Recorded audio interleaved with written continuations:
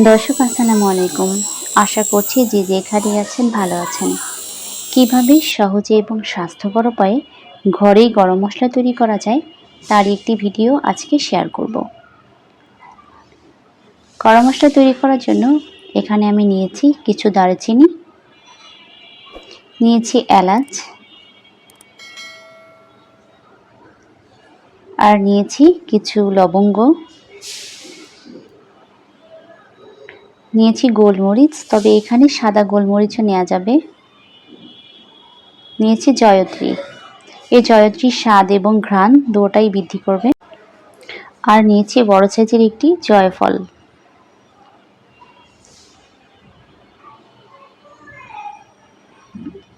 আর নিয়েছি হচ্ছে কিছু তেজপাতা, তবে তেজপাতাগুলি এখনই দিব না, এইগুলি আমি পরবর্তীতে দিব।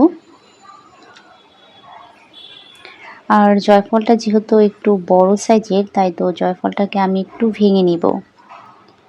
তো শিলপাটায় আমি 3-4 খণ্ড করে ভেঙে নিয়েছি। এবার এই সব উপকরণগুলি একসাথে করে হালকা আঁচে ভেজে নিব। তো চুলার আঁচ একদম লো হিটে রেখে এই মশলাগুলিকে ভেজে নিতে হবে।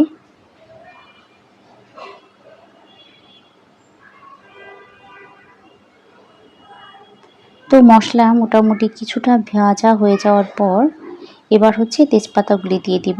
তো তেজপাতাগুলি হচ্ছে ভালো করে ছোট ছোট করে ছিঁড়ে নিতে হবে। এত বড় তেজপাতা আবার অনেক সময় ভালো করে ভাজা হবে না।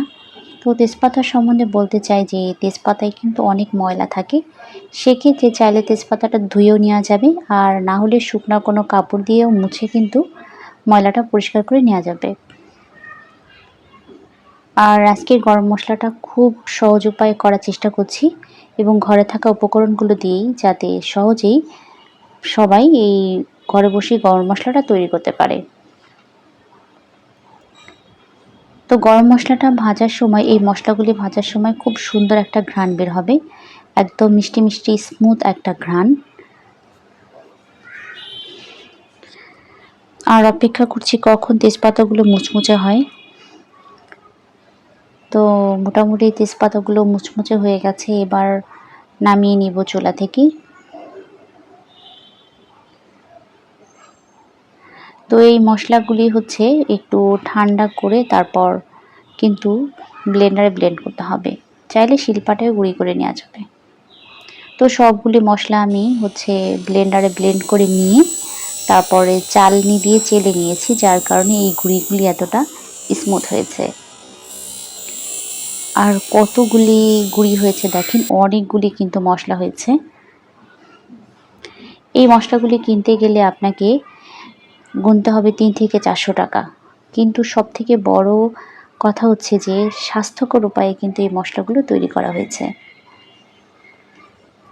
তো এভাবে একটি এয়ারটাইট বক্সে করে কিন্তু দীর্ঘদিন সংরক্ষণ করা যাবে।